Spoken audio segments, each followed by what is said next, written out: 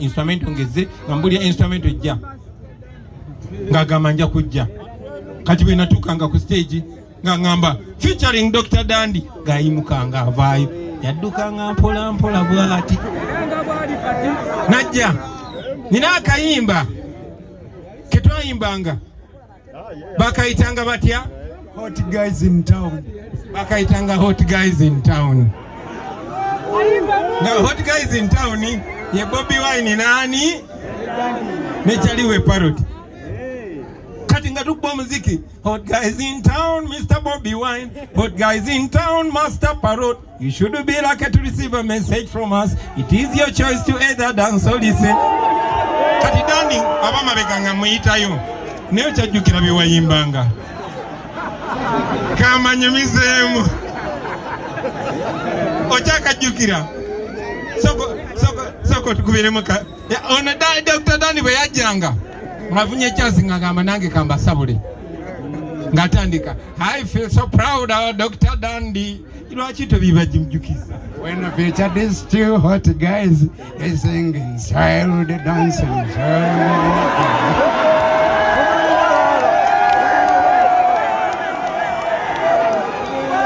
Omusajja we nasinga muwera ekitiibwa nga tabiwandiise naye nga olina okubakubamu akaakabi nze buli kyeyayimba nkijjukirayo ebimu abyerabidde yajja nakwata microphone nagamba yalinamu ekirimi kitonotono nagamba I feel so proud of Dr. Dandi when I feature these two hot guys, Mr. Bobby Wine and Master Parrot.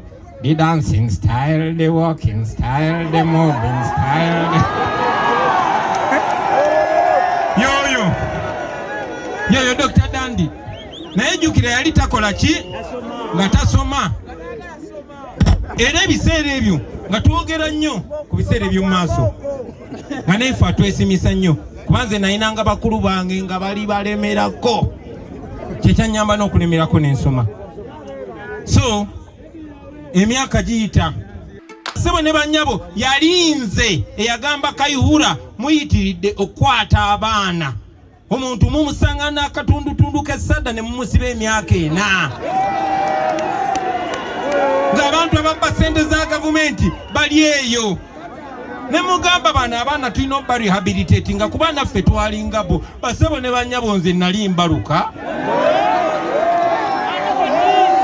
naye oba tusobola okufuuka abantu balamu n'abato ne batulabirako tusobola okgenda mu ghetto nga tetugobagana bugobaganyi nabo misinde wabula nga tucommunicatinga nabo ne bamanya ne bakyusa obulamu bwabwe mpola mpola ne tubayigiriza nti munda mu bo mulimu omuntu ow'omuwendo kye bali n'engoye ze bambadde n'obwavu bwe balina si bebo eyo mbeera ye bafudde ki bwetyo nyina essanyu tibye tusobola okukyusa twabikyusa naye oluvannyuma lw'okulaba nti abatufuga tebaagala bantu bategeera nedda baganda bange waliwo ensonga lwaki wano mu Uganda omuntu asobola okutamira ku nusu 5 ekido osobola okutamira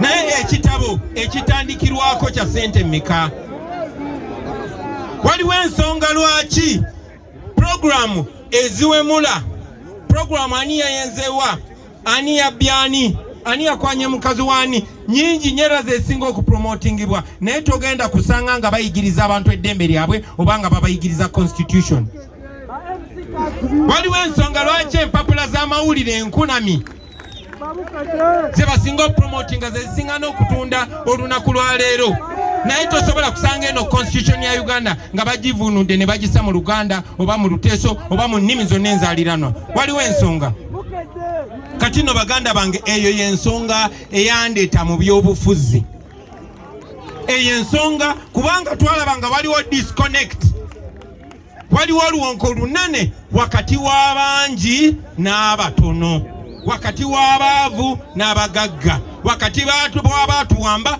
naffe abaawambibwa ate nga kyali tekisobola kukyuka bino buli muntu ali obulungi tabiraba basita abali obulungi tebabiraba abagagga tebabiraba kubanga bali comfortable mutunyigiriza obulamu bwaffe mutumalako eddembe lyaffe Uganda etambula yedda mabega batuse n'okutwetamya eggwanga lyaffe mulimba mutunyigiriza nnyo nasajamwe wamanye mwagala mu nsiko naye omwana gwe wasanga nga tannazaalibwa kati naye yazaala n'Adamu kino mukingambire muzeeya mutukako eyo ne bakadde banne bamugambeko ensonga kyamunyo gyalemereko eggwanga lyonna lyetamidde kugambe yalinga dimokulazi bagizala wakati yafuuka dimokulazi bagambe yali fundamento gyegigalizala bagifudde nokyengi ensonga ez'abalwanya zonna bazirukako nande bakola biri ebyabali naye ayo constitution yaffe ejja kuutawunda tumaze okubatwala embiro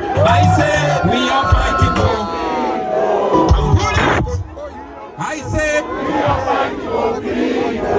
abaana b'ekawempe baliwa musituke baboy mulonde nalukola temupowa baboy bwe bugenda okupowa people power stop the music people power our power people power our power NUP everywhere NUP everywhere na lu ko la mwebale balire ddala banaye mwetulire abakulembeze baffe abalungi bassebo ne bannyaba abalungi nsanyuse nnyo okufuna omukisa okubeera nammwe mwebale kuguma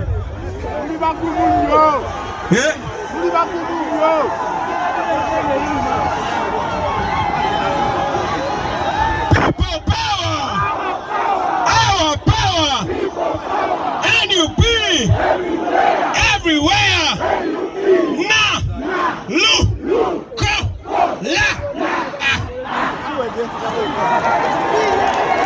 people power our power NUP everywhere na lu ko la people power our power NUP everywhere na lu ko la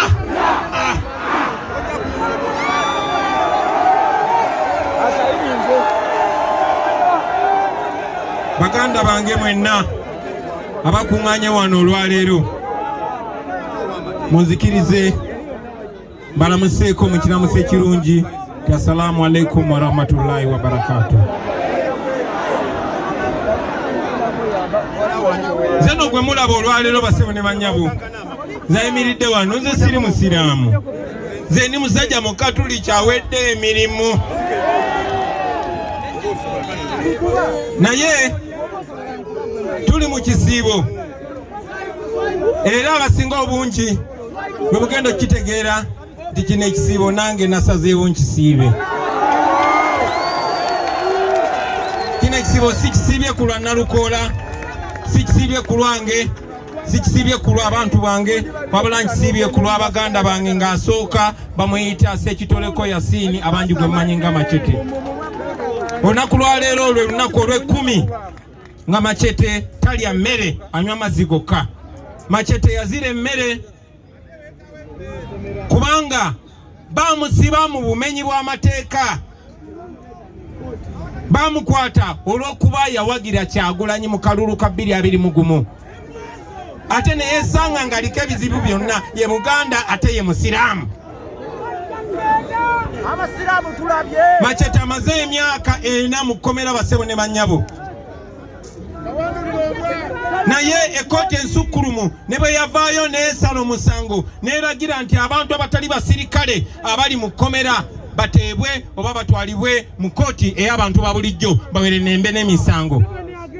Mwami Museveni kubanga talina musango gwonna ku Machete, kubanga ekkooti y'amagye agikozesa nga tuulu ng'ekyuma ekinyigiriza abo batya Machete alemedde mukomera.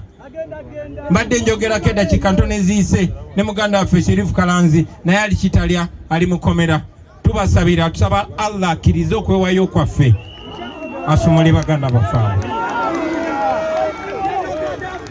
Baganda bange naddala abasiraamu abali wano munzikirize ziremu mbabuuzeeko nti assalamu alaikum warahmatullahi wabarakatuh. Assalamu alaikum warahmatullahi wabarakatuh. Assalamu alaikum warahmatullahi wabarakatuh. Takbir! Takbir! Takbir! Lwaki baganda baffe abo mbalowoozaako nandibadde simiridde wano olwaleero. Siina luganda ku Machete, siina luganda ku Sherifu Kalanzi, siina luganda ku Umar Kato ne baganda baffe bonna bali mukomera.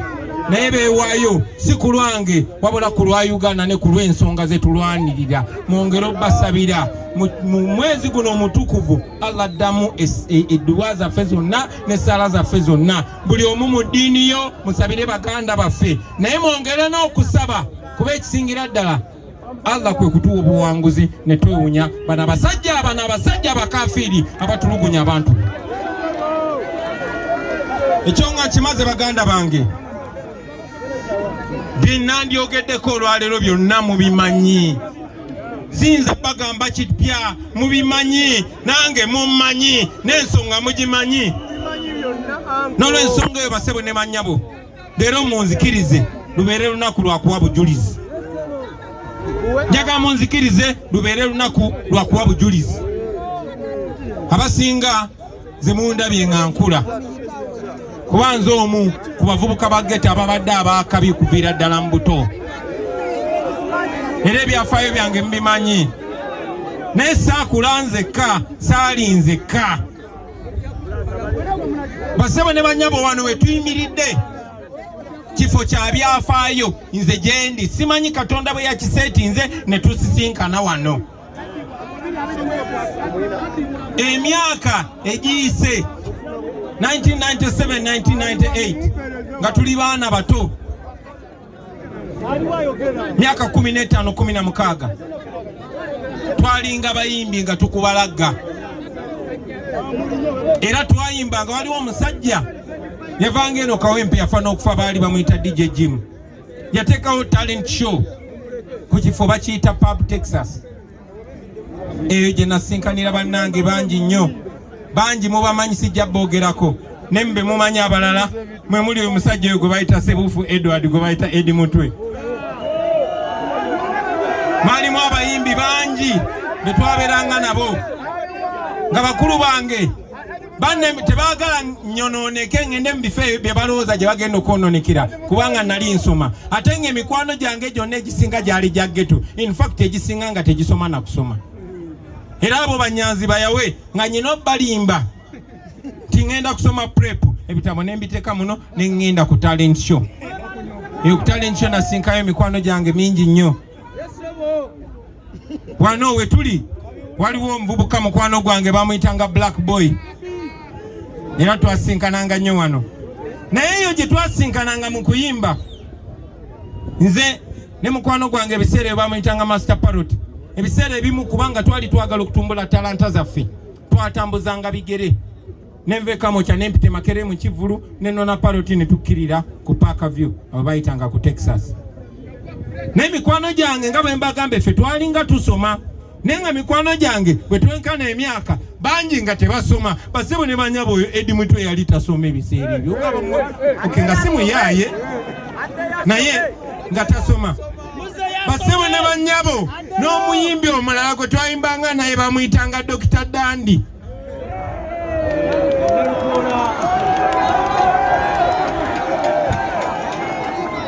Kati n'oli wano wasinga okunyuma oyo Dr. Dandi olunaku lwa leero bamuyita Kanso Nalukola, naye ebiseera ebyo yali tasoma. Ebiseera ebyo naye yali misomo gy'alema. Kyokka nga tuli baana bato.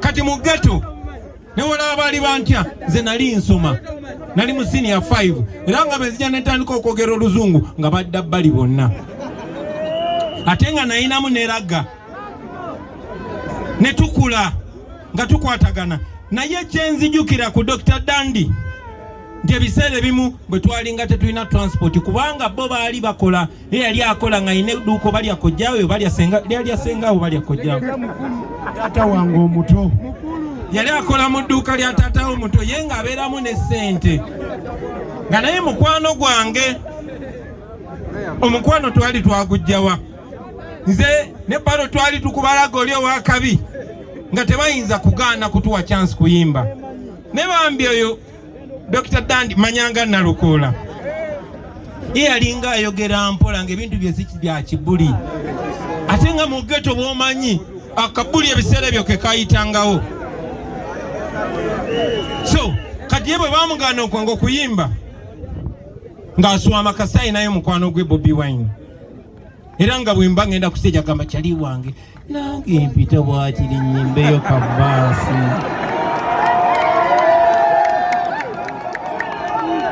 era nga bwe mulabye wano nti munnabyabufuzi eba chance y'amaanyi okwogerako eri enkuyanja y'abantu ng'eno naffe abayimbi kyabeera nga kyamuwendo okufuna chance okulaga ekitone kyo mu bantu abakuŋŋaanye kuba bangi bajjanga naye tebafunanga chance ne mugamba tufayo twayimbiranga ku instrumento ne mugamba oli ready okukuwa freestyle instrumento ngeze nga mbulya instrumento ejja ngagamba nja kujja kati bwe natuukanga ku stage nga ngamba featuring Dr. Dandi gayimukanga avaayo yaddukanga mpola mpola bwati najja nina akayimba ketwayimbanga bakayitanga batya hot guys in town bakayitanga hot guys in town nga hot guys in town ye Bobi Wine nani nechaliwe parody kati nga tukubwa omuziki hot guys in town Mr. Bobi Wine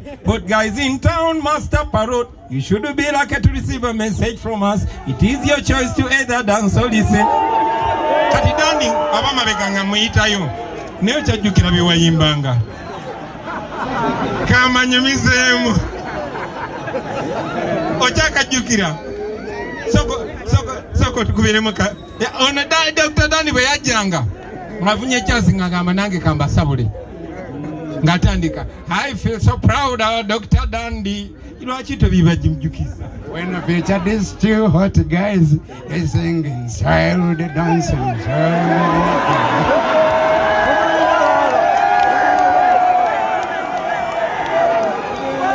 omusajja oyo nasinga omuweera ekitiibwa nga tabiwandiise naye nga olina okubakubamu akaakabi nze buli kyeyayimba nkijjukirayo ebimu abyerabidde yajja nakwata microphone nagamba yalinamu ekirimi kitonotono nagamba I feel so proud of Dr. Dandi when I feature these two hot guys Mr. Bobi Wine and Master Parrot the dancing style the walking style the moving style yoyo Dr. Dandi naye jjukira yali takola ki nga tasoma era ebiseera ebyo nga twogera nnyo ku biseera eby'omu maaso nga naife atwesimisa nnyo kuba nze nayinanga bakulu bange nga bali balemerako kyekyanyamba n'okulemerako n'ensoma so emyaka giyita twebulako maze senior 6 ngenze Makerere wayitayo emyaka ng'eno b'etaano tetulabaganye olunaku lumu nga nyimbi akayimba akakabi ke bayita akagoma kalubendera akayimba kanga kasooka okukwatayo nali awo wabeerangawo club bagiyita Chicks ekyaliwo bameka bagimanyi kakati mbambaayo ng'ataawo ndi wa tabu nfuluma nga ni gwendaba Dr. Dandi ne mugamba sitole kikyali wange tokyayimba nga wambulako nagamba kati naddayo mu ssomero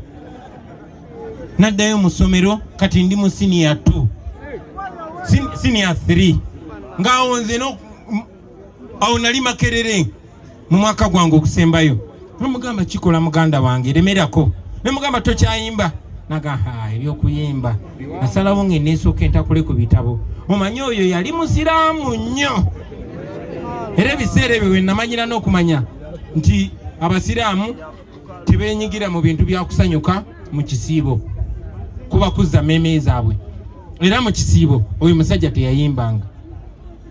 So aŋŋamba nti ali mu senior 2 ne tuddamu ne twebulako ziramu omusinkana nga ŋŋamba muganda wange kaakati ndina headboy wa wazit Kawempe, ndi headboy Kawempe Muslim Secretary nga ate nga ofuse watapu naddamu nambulako nziramu mulaba ngagamba kati nsoma amateeka ngenda kubeera lawyer nenga jukira nze nali nasoma mu bo nga bonna bantya bannalukoola ba Edi Mutwe kati atangamba yasoma mateeka. Ebiseera ebyo nze omuziki gwali gwandya era newe nagende Makerere nasoma music dance and drama MDD. Ebiseera ebyo baali bagijereka ne kati bakkakkana. Lwe lugero lw'omusajja oyo era nga tuddamu twebulako ziramu omusinkana ga muganda wange kati ndi munnamateeka omutendeke. Kyanchalenjinga nnyo kubanga mikwano gyange bwe twayimbanga nabo ebiseera ebyo bano bannalukoola ba Silver Kyagulanyi naye yandeka ku department ya MDD Makerere ye kosi n'agamba eno kosi yaffe bagijerega nze kangenda nsoma amateeka. Silver Kyagulanyi n'agenda n'asoma obwalooya nze ne ŋŋamba kanneekubira emiziki ziramu okusanga nalukoola nga naye looya kwegamba bakyali abantyanga ate kati nga nze bentya ne ŋŋamba era basebo ne bannyabo ne bwe nakeera n'ensalawo okugenda okusoma amateeka bano abasajja bano ono Silver Kyagulanyi n'abalala tuddamu okusinkana ng'ate mukulembeze iwa ene Kawempe yaliko ne deputy speaker si bwe guli nimbye taata yoyo nalukoola. Basebo ne bannyabo nagenda maaso nga nkuba omuziki newankubadde nali nga njagala ensi yange naye nga mmanyi nti contribution yange oba ettofaali lyange ku ggwanga lyange nange nsobola odditeekako through music. Era bwe nabeeranga mu music mwabirabanga nga siyimba buyimbi just kubasanyusa wabula nga nnyimba okusomesa okubuulirira n'okukyusa eggwanga. Era n'emirimu egyo twakolanga mu ghetto twagikolanga ku lw'abantu ba bulijjo. Era basebo ne bannyabo yalinze eyagamba Kayihura muyitiridde okwata abaana omuntu mumusanga n'akatundutundu k'essadda ne mumusiba emyaka 4 ng'abantu ababba ssente za gavumenti bali eyo ne mugamba bano abaana tulina obba rehabilitate nga kuba naffe twalinga bo. Basebo ne bannyabo nze nali mbaluka naye oba tusobola okufuuka abantu balamu n'abato ne batulabirako tusobola okgenda mu ghetto nga tetugobagana bugobaganyi nabo misinde wabula nga tucommunicatinga nabo ne bamanya ne bakyusa obulamu bwabwe mpola mpola ne tubayigiriza nti munda mu bo mulimu omuntu ow'omuwendo kye bali n'engoye ze bambadde n'obwavu bwe balina si bebo eyo mbeera ye bafudde ki bwetyo. Nyina essanyu tibye tusobola okukyusa twabikyusa naye oluvannyuma lw'okulaba nti abatufuga tebaagala bantu bategeera nedda baganda bange waliwo ensonga lwaki wano mu Uganda omuntu asobola okutamira ku nusu 5 ekido osobola okutamira naye ekitabo ekitandikirwako kya sente mmeka. Waliwo ensonga lwaki programu eziwemula programu ani yayenzewa ani yabyani ani yakwanye mukazi wani nyingi nyera zesinga okupromotingibwa naye togenda kusanga nga bayigiriza abantu eddembe lyabwe obanga babayigiriza constitution. Waliwo ensonga lwaki empapula z'amawulire enkunami zebasinga okupromotinga zezisinga n'okutunda olunaku lwa leero naye tosobola kusanga eno constitution ya Uganda nga bagivunudde ne bagisa mu Luganda oba mu Luteso oba mu nnimi zonna enzaaliranwa. Waliwo ensonga Kati no baganda bange eyo yensonga eyandeeta mu byobufuzi. Eyo ensonga kubanga twalabanga waliwo disconnect. Waliwo oluwonko lunene wakati w'abangi n'abatono, wakati w'abaavu n'abagagga, wakati w'abatuwamba naffe abawambibwa, ate nga kyali tekisobola kukyuka. Bino buli muntu ali obulungi tabiraba, basita abali obulungi tebabiraba, abagagga tebabiraba kubanga bali comfortable. Nzabo bonna bali mikwano gyange. Genda scrolling mu Facebook ojja kusanga obufaananyi nga tuli ne basale, ojja kusanga obufaananyi nga ndi muto nga tuli nabo batabani ba Museveni, ojja kusanga obufaananyi nga tuli ne ba Museveni kubanga batwagala awo. Gw'olina bakubira nduulu, gw'olina baleetera byana, gw'olina bayimbira nga banywa.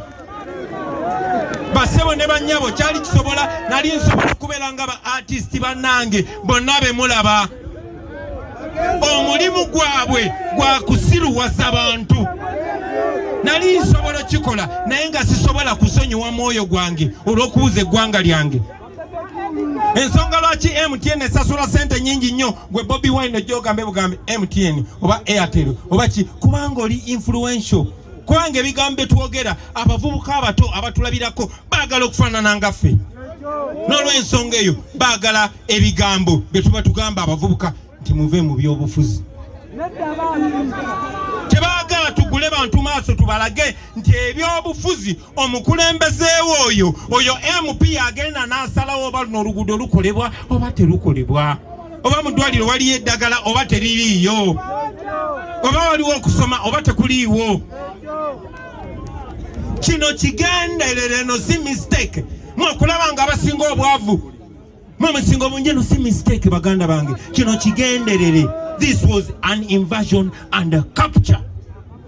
Batulumbagana ne batuwamba. Tebalina njawulo ku bazungu abaava ewaabwe ne bajja ne bawamba wano abaddugavu ne batandika okubba amasanga ne batandika okubba zaabu ne babba n'abantu ne bagenda ne babatunda ng'abaddu. Tewali njawulo kubanga bano babbe Golode Kalamojja, babbe ettaka, baba n'amalaalo bagasiguddewo, kati babba n'abantu ne babatunda e Buwalabu, babatundamu n'ebibumba n'ensigo nga bakyali balamu.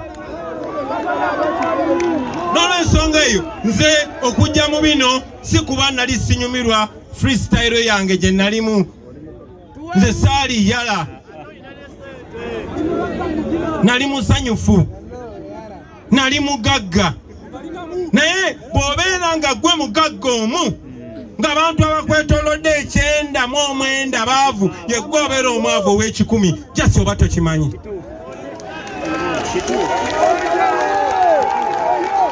Kati neeyo y'ensonga eyanyingiza mu byobufuzi. Ndi musanyufu bassebo ne bannyabo, tetunnatuuka gye twagala kutuuka, naye we twali si we tuli.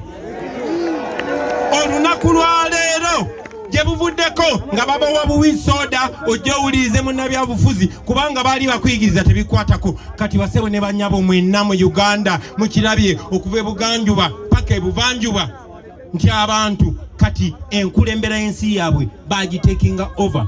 Yensonga lwaki balina okukuba amasasi oneme kujja kuwulira bigambo bya Kyagulanyi kuba bijja kuggula obwongo. Kubanga naawe ojja kiraba ono Bobi abadde nga ffe. It's just a matter of time. Naawe osobola. Tebaagala Bakyagulanyi babeere bangi. So bwe navaayo ne neesimbawo basooka kulowooza nti abalinga bano abayimbi abalala abazze. Era ne bampirayo kakati Bobi. Ebuuza abantu bakuwagira naye kakati tukoze tutya? Oyagala mmeka? Ne mbuuza eki?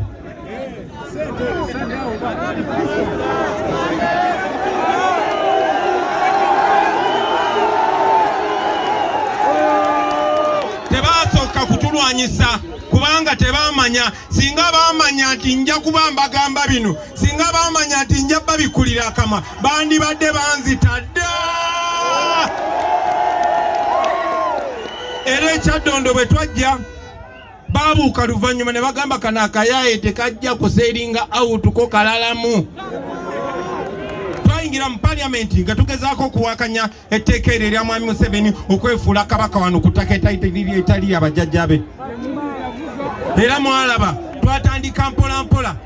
bwe twawangula ekyaddondo twali tutandise nabagamba muwulira bataano nabagamba nti bannabyabufuzi bano kyekiseera bamanye nti byonna bye bakola babikola ku lwaffe ezo emmotoka bazigula mu ssente za musolo gwe tuwa era ne mbagamba nti oba paliyamenti egaanye okujja mu ghetto kati ghetto egenda kusitulwa bukolokolo egende mu paliyamenti naye era ate bano wakulu njagala mumpulirize nakimanya nti sisobola kikola nzekka basebo ne banyabo twatandikirawo twasooka Jinja bwe nalaba omuntu alowooza nga bwe ndowooza nalumbirawo kuba nabagamba buli awali olutalo nga kulwanirira ddembe ninawo omulimu ne tugenda Jinja ne tuggula abantu amaaso mu wiiki 2-3 Paulo Mwiru n'abawangula ne baga okimanyi kana akayayi tekazimbya kusaaga ne tuvaawo ne tugenda e Rukunjiri ne tuggula abantu bayo amaaso era Beti Muzanira n'abakuba akalulu ne bagamba ne tuvaawo nayina kyali wange gwe bayita Asumani basalirwa ne wankubadde ngera bwe mmanyi Museveni waba takutiisiza na komera akudongowaza na ssente naye n'ebugiri twabakuba akalulu awo Museveni n'atowa order n'agamba kana akalenzi mukatte tujja kudiringa n'ebirala ebinaddawo ne tugenda mu Arua mumpulira bulungi twasookawa Jinja mu Busoga ne tuddawa e Rukunjiri mu Kigezi mu Bakiga bwe twavaayo twadda